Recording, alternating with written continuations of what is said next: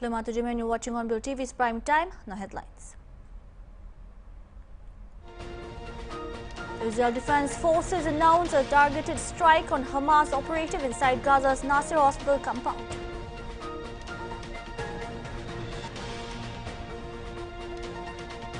Gaza's health ministry said the total number of Palestinians killed in Gaza since the start of the Israel-Hamas war has now passed 50,000 after Israel ended the ceasefire last week with a wave of strikes that killed hundreds.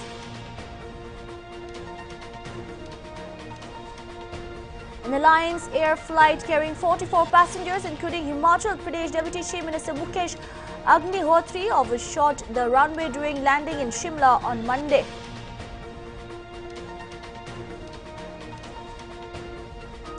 During the Delhi Assembly budget session on Monday, Atishi raised a strong objection to the BJP-led Delhi government's decision to present the state budget without first releasing an economic survey.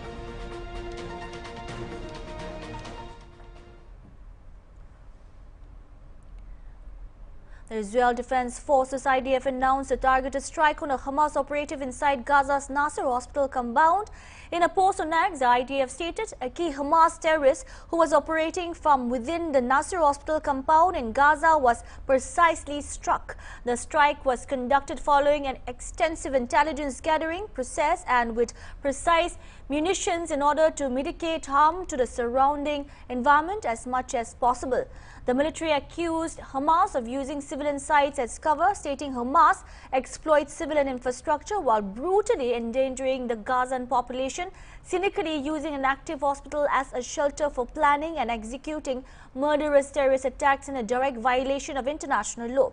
Separately, the IDF confirmed the killing of two key Hamas commanders, writing eliminated Deputy Commander of Hamas Gaza Brigade and the Commander of Hamas Shijaiya Battalion. The IDF identified them as Ahmad Saman Auch Shimali, responsible for operations planning Hamas offensive strategy and building the brigade's force in preparation for the brutal massacre on October 7th, and Jamil Omar Jamil Wadia, responsible for deploying the battalion's forces against IDF troops and operated to restore and reorganize the battalion. He was involved in an attack in which Daniel Wiflik, 16, was murdered.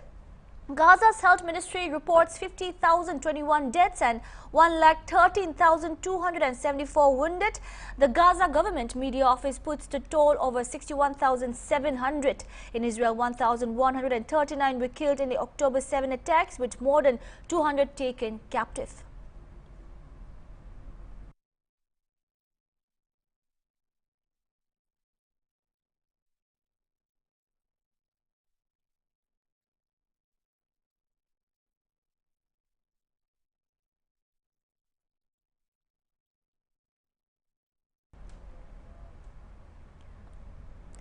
The centre on Monday announced a revision in the salary pension and additional pension of members of Parliament MPs and ex-members of Parliament, notifying a 24% hike in the salaries of the current MPs.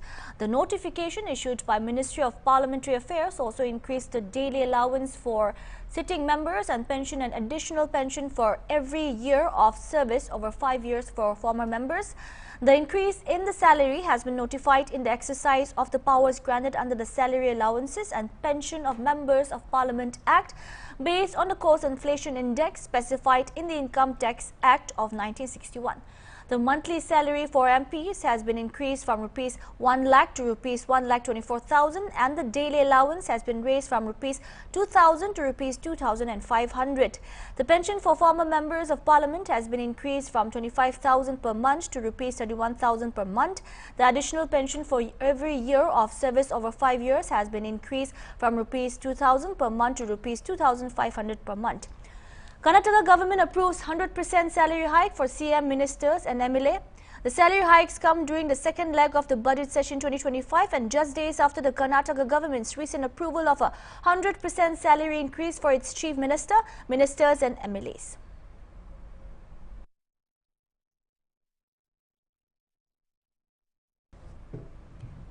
Zomi Council, the apex civil body of the Zomi community in Churachandpur, said any dialogues conducted between Kuki-Zo and Meitei without the involvement of the Zomi representatives of the council will be rejected and demanded leadership of fellow tribals if they are engaged in the dialogue process. The statement was issued in the wake of Union Home Minister Amit Shah's remarks in the parliament that a dialogue has been initiated between the Kuki-Zo and Meitei communities. Zomi Council said no invitation was sent to them for the dialogue, nor any delegates of the body attended the dialogue, asserting that the exclusion of Zomi Council is seen as a direct affront to the political aspirations and fundamental rights of the Zomi people, and termed absence of the council as discriminatory and will be rejected. The council also demanded clarification from the leadership of fellow tribals if they are partners to the dialogue process and whether they want to take forward the dialogue without Zomi Council. We'll take a short break. Keep watching.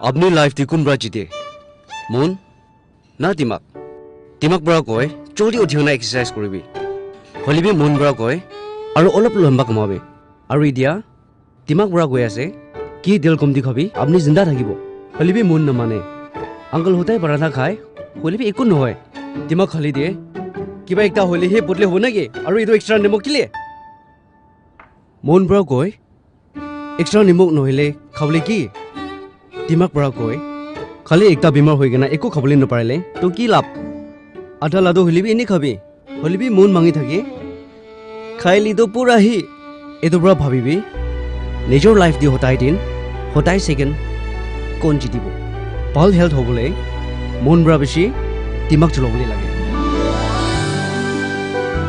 आजिबरा खाना दे चिनी निमक आरो तेल कम दि करिबो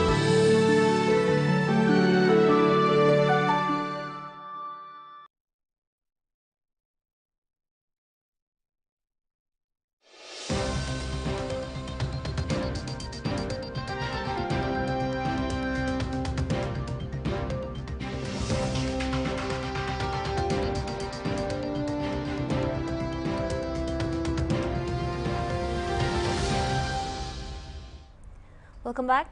During the Delhi Assembly budget session on Monday, Atishi raised a strong objection to the BJP-led Delhi government's decision to present the state budget without first releasing an economic survey.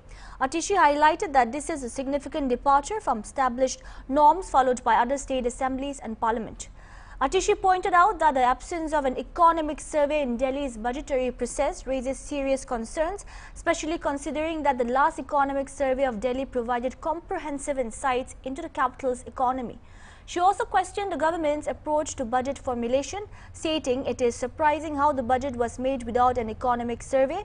To date, we have not seen any government making a budget without an economic survey.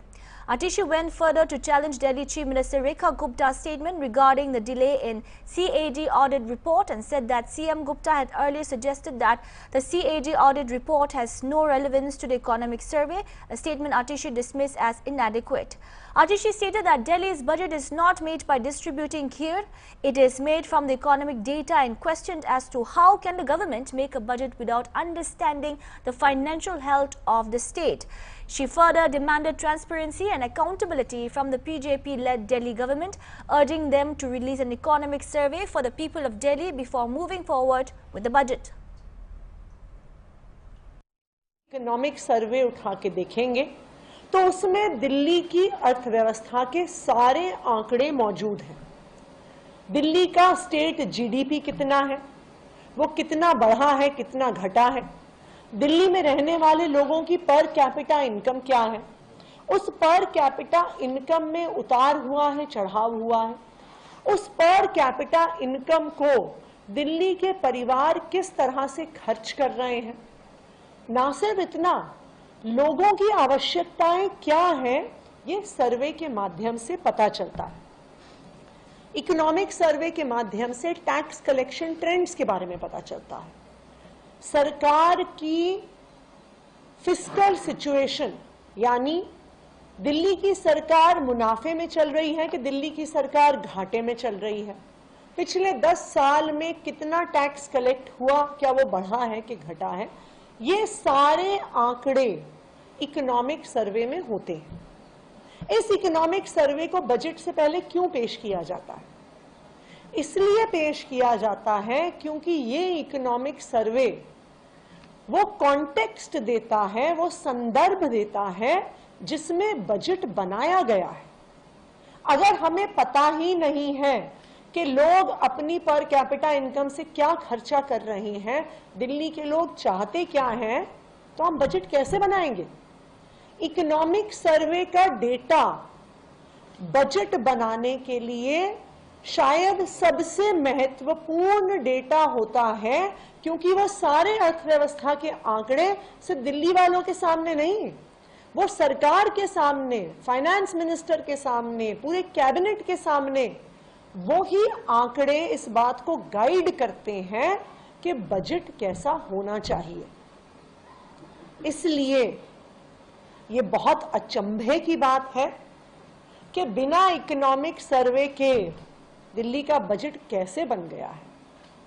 मैंने तो पिछले 10 साल में कभी नहीं देखा कि economic survey के डेटा के बिना सरकार बजट बना रही हो। और क्योंकि इकोनॉमिक सर्वे का डेटा बजट बनाने में एक महत्वपूर्ण भूमिका निभाता है, स्वाभाविक बात है कि वो बजट से पहले तैयार हो जाता है। तो क्यों भारतीय जनता पार्टी की दिल्ली सरकार इकोनॉमिक सर्वे नहीं लेके आ रही है? अगर इकोनॉमिक सर्वे नहीं आया तो सरकार ने बजट कैसे बना दिया?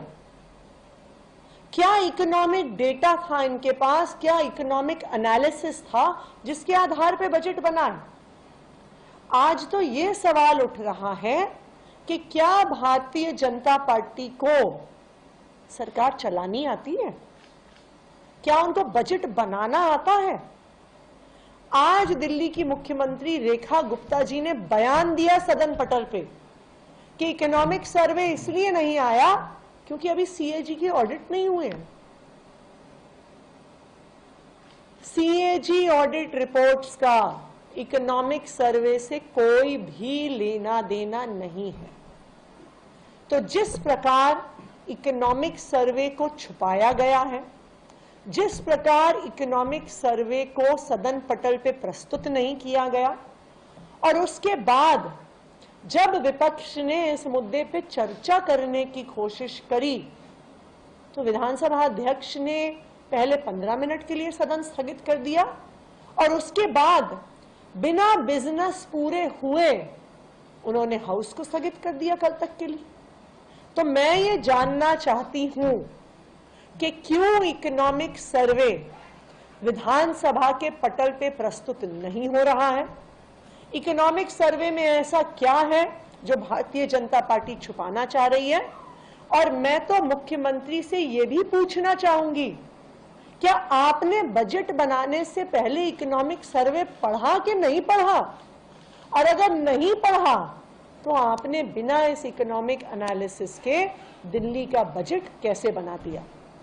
दिल्ली का बजट खीर बांटने से नहीं बनता है। दिल्ली का बजट अर्थव्यवस्था के आंकड़ों के आधार पर बनता है। और आज मुझे इस बात की चिंता है कि शायद हमारी जो वित्त मंत्री एवं मुख्यमंत्री हैं, उन्होंने ये आंकड़े देखे ही नहीं। India has achieved a significant economic milestone by doubling its gross domestic product (GDP) from $2.1 trillion in 2015 to $4.3 trillion in 2025, marking a 105% increase and unprecedented growth rate among major global economies. According to inflation-adjusted data from the International Monetary Fund (IMF), India recorded a 77% GDP growth over the decade, rising from $2.4 trillion in 2015 to $4.3 trillion in 2025. This rapid expansion has propelled India into the ranks of the world's top 5 economies, positioning it to surpass Japan in 2025 and potentially overtake Germany by 2027. win. Commenting on this milestone, BJP leader Amit Malviya tweeted, "This extraordinary achievement is a testament to the decisive leadership of Prime Minister Narendra Modi and the relentless efforts of his government. Through proactive economic policies, bold structural reforms and a sustained focus on ease of doing business, the Modi government has propelled India to the position of the world's fastest growing major economy, an accolade no previous government had secured since independence." Today, these transformative initiatives are not only driving India's economic expansion but also positioning it ahead of traditional global powerhouses, signaling a significant shift in the global economic landscape. Meanwhile, China posted an impressive 74% GDP growth over the same period, increasing from 11.2 trillion in 2015 to 19.5 trillion in 2025. However, earlier projections that China would overtake the United States as the world's largest economy have not materialized, with economic headwinds stemming from the pandemic and ongoing property sector challenges. The United States retained its status as the world's largest economy, with its GDP expanding from 23.7 trillion in 2015 to 30.3 trillion in 2025, representing a 28% growth rate. Though slower than Asian economies, the US remains a dominant force in the global economic stability. We'll take another short break. Keep watching.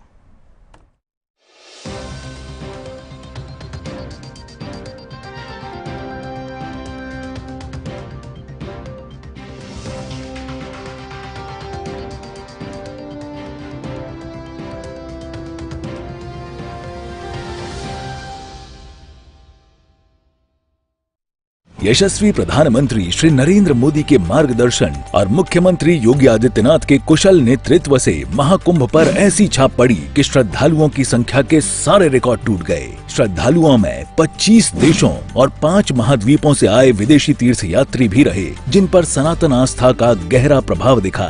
Apple के को founder Steve jobs की पत्नी Lauren Pavel jobs ने निरंजनी अखाड़े के शिविर में प्रवास किया और दीक्षा ली। अमेरिका, फ्रांस, रूस, यूक्रेन, ऑस्ट्रेलिया, स्पेन, दक्षिण Africa, Brazil, Trinidad Tobago, Guyana, Switzerland, Fiji, Finland, Taiwan, Malaysia, Mauritius, Singapore, Sri Lanka, Myanmar सहित पूरे विश्व के लोगों ने वसुधैव कुटुंबकम की भावना को यहाँ अनुभव किया। मानवता की समूर्त धरोहर में शामिल होने वालों में 77 देशों के 118 राजनयिक भी रहे। इस तरह महाकुंभ केवल धार्मिक आस्था का केंद्र न होकर सांस्कृतिक मेलजोल और अंतर्राष्ट्रीय संबंधों को प्रगाढ़ करने के मंच में भी बदल गया।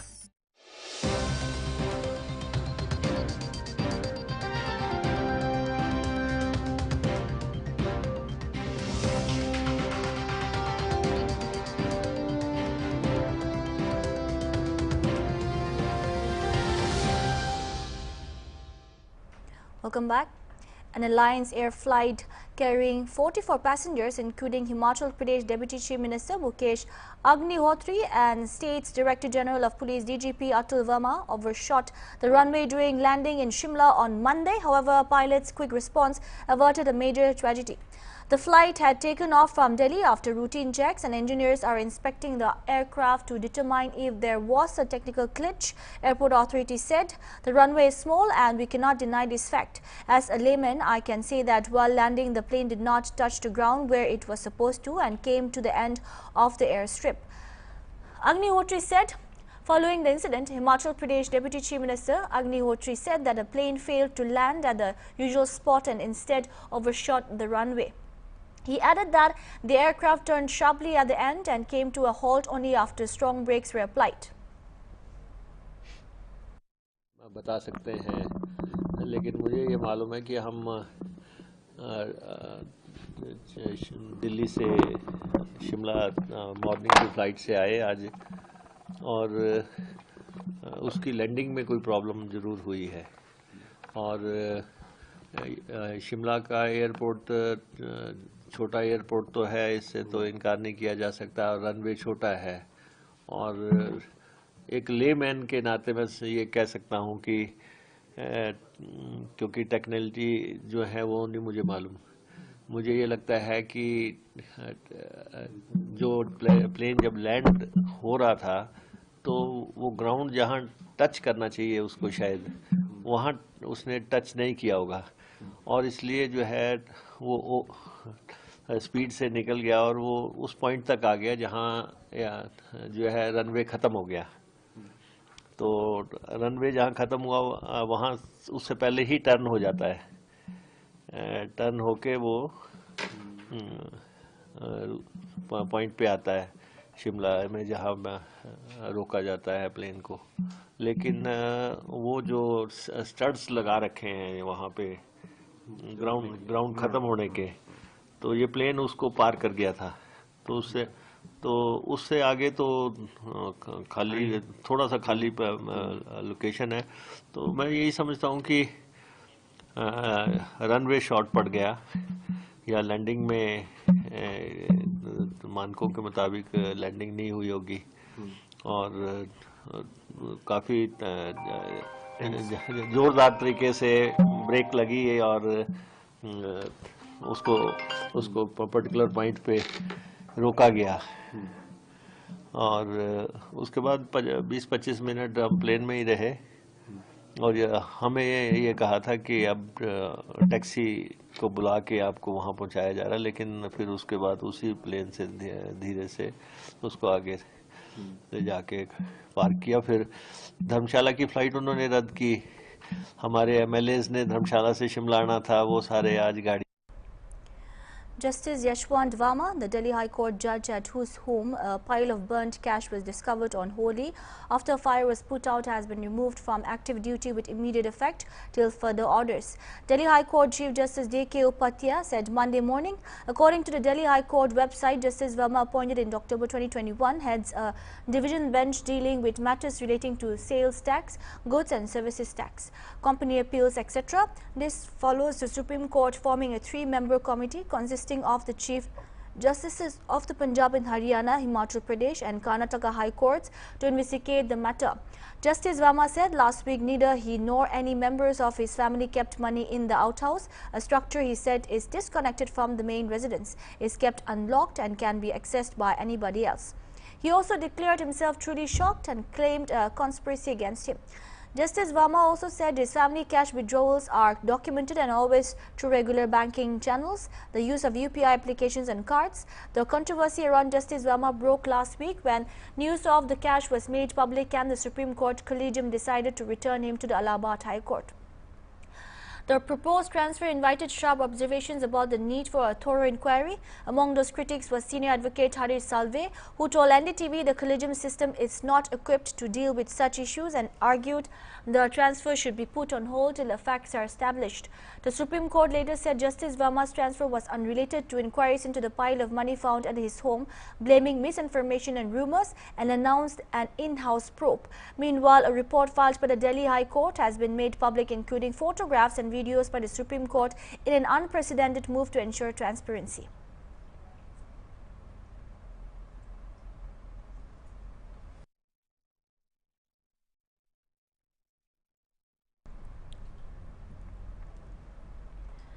A major uproar broke out in the Rajya Sabha on Monday as the Minister of Parliamentary Affairs Kiran Rijiju raised concerns over Karnataka Deputy Chief Minister D.K. Shivakumar's reported remarks on the potential need for a constitutional change to facilitate reservation for Muslims. The remarks made by D.K. Shivakumar at the event on Sunday talked about the bill that provided 4% reservation to minorities and other backward classes in public contracts in the state. In an event purportedly said that constitution will be changing. His remarks sparked a massive roar and drew backlash from BJP leaders. The Karnataka State Cabinet approved an amendment to the Karnataka Transparency in Public Procurement KTPP Act, which aims to provide a 4% reservation and tenders to minority contractors.